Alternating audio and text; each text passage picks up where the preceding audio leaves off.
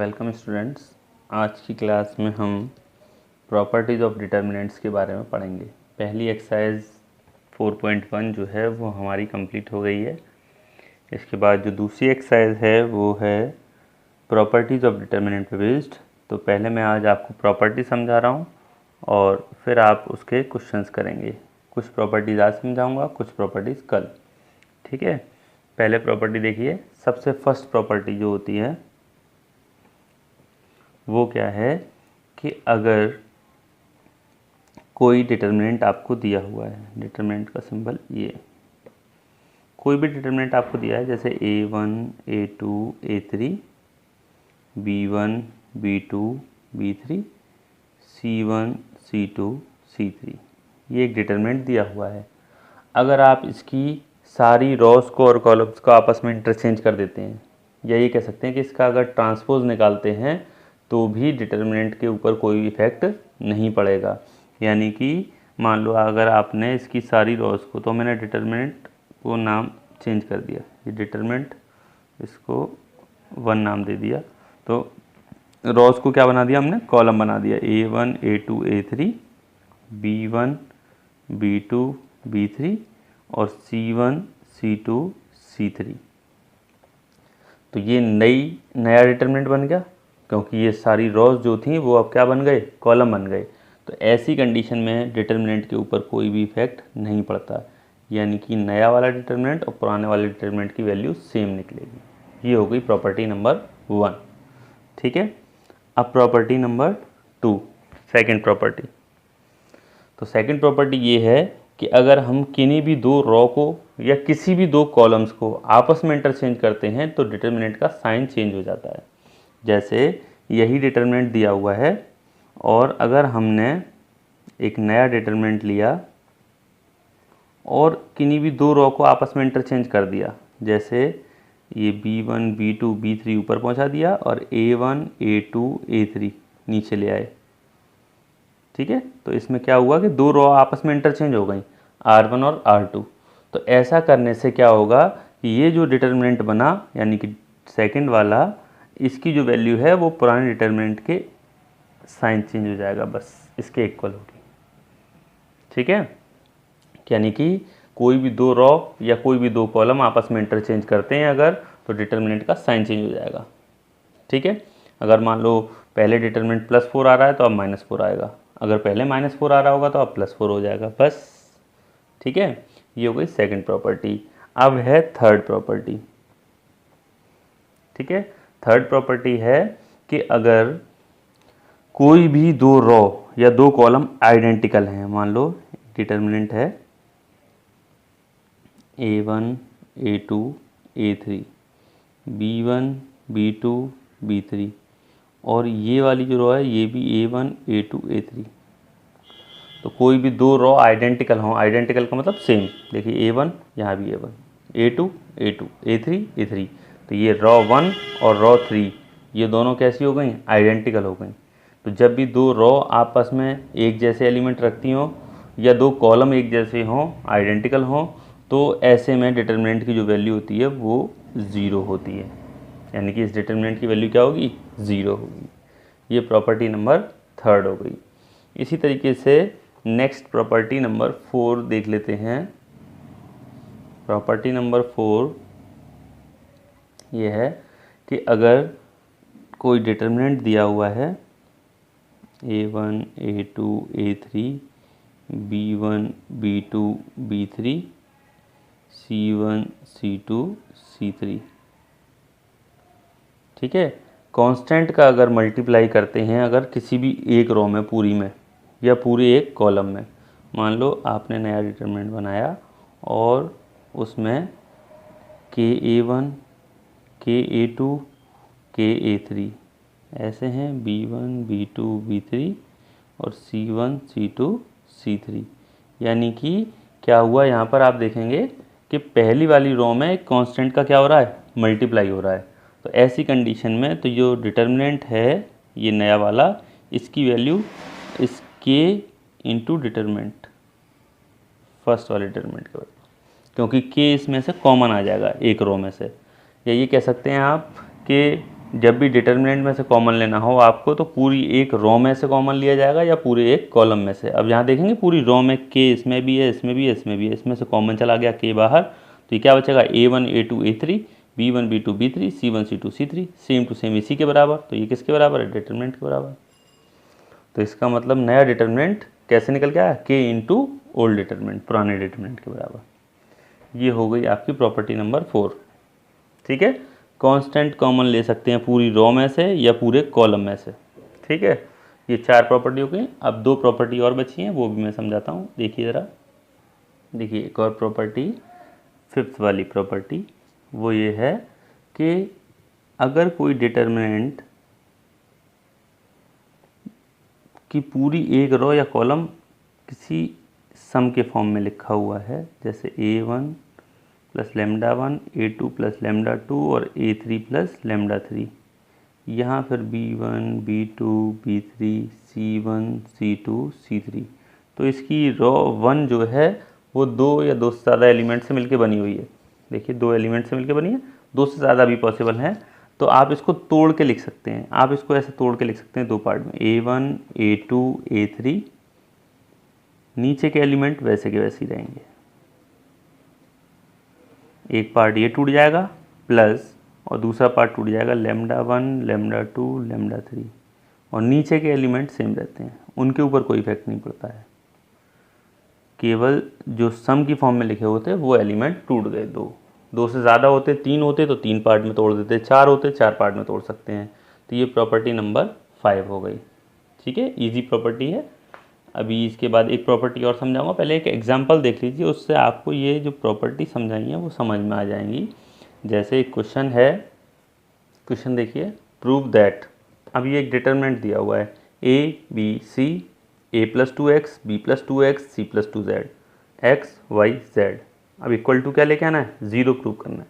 तो देखिए सबसे पहले तो अभी जो मैंने प्रॉपर्टी बताई थी जस्ट अभी 5th वाली प्रॉपर्टी, देखिए ये 2 सम की फॉर्म में टूटा हुआ है, तो इसको हम तोड़ें अगर 2 पार्ट में तो ये टूट जाएगा ABC, इस पर तो कोई इफेक्ट नहीं पड़ेगा, ये टूटेगा तो ABC x y z, इस रो के ऊपर कोई इफेक्ट नहीं पड़ेगा, इस रो के ऊपर कोई इफेक्ट नहीं पड़ेगा, ये ऐसी कैसी हैं, ये टूटेगा 2 पार्ट में, तो ABC ये तो अलग कर दिया, 2x 2y 2z अलग हो जाएगा, तो 2x 2y 2z अलग हो गया, ऊपर की रो ऐसी रहेगी और सबसे नीचे वाली भी ऐसी रहेगी। ठीक, कौन सी प्रॉपर्टी यूज़ हुई? 5th वाली। अब आप देखिए उस 5th से पहले एक और प्रॉपर्टी बताई थी आइडेंटिकल रोज वाली। देखिए ये सेम रो 1 और रो 2 सेम आ गई, R1 is identical to R2, तो इसकी वैल्यू क्या हो जाएगी? 0 प्लस। अब यहाँ देखिए 2 2 2, ये कॉमन लेने वाली प्रॉपर्टी भी बताई थी, पूरी रो में 2 आ रहा है, 2 कॉमन ले लिया आपने। देखिए ABC, ठीक, और जब 2 कॉमन चला जाएगा तो x y z और x y z। फिर दोबारा देखिए 2 रो आइडेंटिकल हो गई, कौन कौन सी? R2 और R3, ये आइडेंटिकल हैं, R2 और R3, तो इसकी वैल्यू भी क्या हो गई पूरे की? 0, तो 0 + 0 = 0। यही आपको प्रूव करना था। इस तरीके से आप प्रॉपर्टीज़ का यूज़ कर सकते हैं। अब एक लास्ट प्रॉपर्टी और मैं समझा रहा हूँ, फिर आपको एक्सरसाइज के क्वेश्चन करने हैं। पहले एग्जाम्पल करिएगा, जब एग्जाम्पल अच्छे से समझ में आ जाए तब एक्सरसाइज पर आगे बढ़िएगा। ठीक है, एक और प्रॉपर्टी देखिए, 6 वाली जो प्रॉपर्टी है वो पुरानी प्रॉपर्टी से मिलती जुलती है। एक प्रॉपर्टी हमने मैट्रिक्स में आपको समझाई थी, उसी से मिलती जुलती है। किसी भी रो में या कॉलम में कांस्टेंट का मल्टीप्लाई करके दूसरी रो या कॉलम में उसको प्लस या माइनस कर सकते हैं। RI प्लस KRJ, यानी कि दूसरी किसी रो में कांस्टेंट का मल्टीप्लाई करके और RI में प्लस कर सकते हैं या माइनस भी कर सकते हैं। कॉलम पे भी लगा सकते हैं ये ऑपरेशन CI, तो CI प्लस KCJ।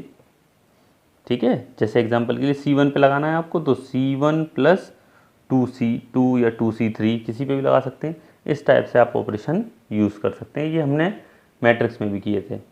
अच्छा, अब थोड़ा सा डिफरेंस समझिए, मैट्रिक्स वाले कोई भी ऑपरेशन आप डिटर्मिनेंट में वैसे यूज़ नहीं कर सकते हैं। जो प्रॉपर्टीज़ डिटर्मिनेंट की बताई हैं, केवल वही प्रॉपर्टी इसमें यूज़ होंगी। एक बेनिफिट है कि कोई भी प्रॉपर्टी आप रॉ पर, कॉलम पर, किसी पे भी लगा सकते हैं। जैसे मैट्रिक्स में तो अगर आपने कोई क्वेश्चन रॉ से स्टार्ट किया है तो सारे पूरे के पूरे क्वेश्चन में रॉ का ही यूज़ होता था, और अगर कॉलम से स्टार्ट किया है तो पूरे क्वेश्चन में कॉलम ऑपरेशंस का यूज़ होता था। लेकिन यहाँ पर ऐसा नहीं है। मैट्रिक्स में कोई भी ऑपरेशन आप रॉ पे लगा सकते हैं, उसके बाद कोई भी ऑपरेशन आप कॉलम पर भी लगा सकते हैं। ठीक है। और एक चीज़ और, जैसे आपको कभी भी एक्सपेंड करना है, किसी भी डिटर्मिनेंट को एक्सपेंड करना बताया था, तो जब भी एक्सपेंड करना है तो सिंपल एक्सपेंशन है तो आप एक्सपेंड कर दीजिए उसको डायरेक्ट। अगर कोई कॉम्प्लिकेटेड एक्सपेंशन है तो कोशिश करिए पहले प्रॉपर्टी लगा के उसको सिंपल करिए और उसके बाद एक्सपेंड करिए। प्रॉपर्टी लगा के सिंपल करने का मतलब ये होता है कि कोई भी एक रो में या किसी भी एक कॉलम में ज़्यादा से ज़्यादा ज़ीरो लेके आइए, एक ज़ीरो आ जाए या दो ज़ीरो आ जाए, उसके बाद उसको आप एक्सपेंड कर सकते हैं। ठीक है। देखिए एक क्वेश्चन है, इसमें इस प्रॉपर्टी का यूज़ करेंगे हम, जो अभी 6 वाली प्रॉपर्टी बताई थी। देखिए ये एक डिटर्मिनेंट है और इसको ए क्यूब के इक्वल प्रूव करना है। इसकी वैल्यू जो है वो ए क्यूब आएगी। अगर आप डायरेक्टली एक्सपेंड करते हैं आंसर तब भी आ जाएगा, लेकिन थोड़ा कॉम्प्लिकेटेड हो जाएगा, क्योंकि एक्सपेंड करने का जो तरीका बताया था उससे बहुत सारे मल्टीप्लाई हो जाएंगे, टर्म भी बहुत सारे निकलेंगे, तो वो सिंपली सॉल्व नहीं होगा। उसको सॉल्व करने में आपको बहुत ज़्यादा मेहनत करनी पड़ेगी। ठीक है। आंसर तो आ जाएगा यही, लेकिन कैलकुलेशन बहुत ज़्यादा हो जाएगी उसमें। तो इसको सिंपल करने के लिए पहले प्रॉपर्टी से सिंपल कर लेते हैं। तो देखिए अगर मैं इसमें 2 का मल्टीप्लाई करके इसमें से इसको माइनस कर दूं तो 2a में से 2a गया तो 0 आ जाएगा यहाँ पर, है ना। तो मैंने प्रॉपर्टी लगा दी R2 पे। कौन सी लगाई? R2 minus 3 2 R1, R2 minus 2 R1। ठीक है। साथ में मैं एक और प्रॉपर्टी लगा देता हूँ, क्योंकि यहाँ 3a होगा अगर तो 3 में 3 गया तो 0, तो R3 पे मैंने प्रॉपर्टी लगा दी R3 माइनस 3 R1। तो यहाँ 2 0 आ जाएंगे एक एक करके। ठीक है ना। अच्छा एक चीज़ ध्यान रखनी है, जैसे दो प्रॉपर्टी जब भी एक साथ लगाएं तो ये जो बाद में प्रॉपर्टी लगाई है इसमें R2 का यूज़ नहीं होगा, क्योंकि ऑलरेडी R2 पे प्रॉपर्टी पहले से लगी हुई है। तो इसमें हम R2 का यूज़ नहीं कर सकते, R3 और R1 ही यूज़ होंगी, क्योंकि ऑलरेडी R2 पे प्रॉपर्टी लगी हुई है। अगर एक रॉ पर प्रॉपर्टी लगी हुई है तो आप अगले ऑपरेशन में, मतलब साथ में अगर दो ऑपरेशन लगा रहे हैं तो कभी भी उस प्रॉपर्टी, उस रॉ का यूज़ नहीं कर सकते हैं। और एक और चीज़ ध्यान रखनी है कि अगर आपने ऑपरेशन रॉ पे लगाया हुआ है तो अगर आप साथ में ऑपरेशन लगाएं तो यहाँ कॉलम पे कोई भी ऑपरेशन नहीं लगाएं। ठीक है। तो मिस्टेक होने के चांस रहेंगे। या तो कोशिश करिए अलग अलग ऑपरेशन लगाइए, एक एक करके स्टेप बाय स्टेप सॉल्व करिए। पहले इसको सॉल्व कर लीजिए, फिर जब आंसर आए उसके बाद दूसरा ऑपरेशन लगाइए। और अगर दो ऑपरेशन एक साथ लगा रहे हैं तो दो चीज़ें ध्यान रखनी है कि जिस रॉ पर ऑपरेशन यहाँ लगा हुआ है उस रॉ का यूज़ नहीं होगा इसमें। दूसरी चीज़, अगर आप ऑपरेशन लगा रहे हैं दो एक साथ तो या तो दोनों रॉ पे लगने चाहिए या फिर दोनों कॉलम पर लगने चाहिए।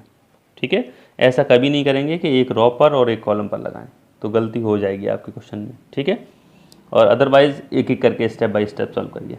अभी हमने दो ऑपरेशन एक साथ लगाए तो देखिए R1 पे तो कोई चेंज नहीं आएगा, ये ऐसे के ऐसे ही रहेगा। चेंजिंग आएगी किसमें? R2 पे। 2R1, 2 1 2a, 2a में से 2a गया तो 0। यहाँ 2 का मल्टीप्लाई होगा तो 2a प्लस 2b, इसमें से इसको माइनस करेंगे तो 2b से 2b कट जाएगा, 3a में से 2a गया तो a बचेगा। ऐसे यहाँ पर 2a 2b 2c हो जाएगा, तो 4a में से 2a गया तो 2a प्लस 3b में से 2b गया तो b, और 2c से 2c गया तो 0। ऐसे यहाँ 3a में से 3a गया तो 0, यहाँ 3a बचेगा और यहाँ बचेगा 8a, नो सॉरी 10 में से 7 बचेगा, 3 गया तो 7a प्लस 3b बचेगा। ये सिंपल हो गया। अब आप देखिए यहाँ पर 2 0 आ गए, और अगर आपको ऐसा लग रहा है कि अभी एक आध 0 और आ सकता है तो इसको और सिंपल कर सकते हैं। मुझे दिख रहा है देखो यहाँ पर 3a आ सकता है, और 3a में से 3a गया तो 0। अगर इसमें मैं 3 का मल्टीप्लाई करके इसमें से इसको माइनस कर देता हूँ तो यहाँ भी 0 आ जाएगा। तो मैंने एक और ऑपरेशन लगाया R3 पे, R3 minus 3 R2, R3 minus 3R2। जितने ज़्यादा से ज़्यादा ज़ीरो आप ले आएंगे उतनी जल्दी सिंपल होता चला जाएगा क्वेश्चन। ठीक है, तो देखिए ऑपरेशन R3 पे लगा है तो ये तो ऐसे के ऐसी रहेंगी, 0A 2A + B। अब देखिए 3 का मल्टीप्लाई इसमें हुआ तो ये तो ऐसे कैसी रहेगा क्योंकि 0 है यहाँ, तो 3A में से 3A क्या तो 0, यहाँ 3 2 या 6, 7A में से 6 क्या तो A बचेगा, और 3 1 या 3, 3B से 3B कट जाएगा 0। अब आप एक्सपेंड कर सकते हैं। अब एक्सपेंड करने के लिए भी ऐसा नहीं है कि कैसे भी एक्सपेंड कर दो उल्टा सीधा, कोशिश करिए जिन रो में या जिस कॉलम में ज़्यादा से ज़्यादा ज़ीरो हैं। आप चाहें तो कॉलम 1 से एक्सपेंड कर सकते हैं क्योंकि यहाँ पर 2 ज़ीरो हैं, आप चाहें तो थर्ड रो से एक्सपेंड कर सकते हैं क्योंकि यहाँ भी 2 ज़ीरो हैं। जैसे आपने एक्सपेंड कर दिया कॉलम 1 से, तो एक्सपेंडिंग एलोंग C1, हमने क्या किया C1 के एलोंग एक्सपेंड किया। तो देखिए क्या तरीका बताया था, प्लस माइनस प्लस, ऐसे बताया था, तो प्लस A ब्रैकेट में क्या आएगा, ये बंद, ये कॉलम तो बंद रहेगा, इसकी रो भी बंद हो जाएगी, तो इसका मल्टीप्लाई इससे A का A से A² और माइनस 0 का इससे हुआ तो 0। अगले एलिमेंट -0, 0 के साथ कुछ भी आएगा वो सब 0 हो जाएगा। अगला +0 क्योंकि प्लस माइनस प्लस, इसके साथ 0 के साथ सब 0 हो जाएगा और इसके साथ भी 0, तो उनको लिखने की ज़रूरत नहीं। अब आप इसको खोलोगे A² - 0 A² into A³ which is equal to RHS। इस तरीके से आपने इसको सिंपल कर लिया। अब आपको होमवर्क में एक्सरसाइज कंप्लीट करके लेके आनी है 4.2। ठीक है, थैंक यू।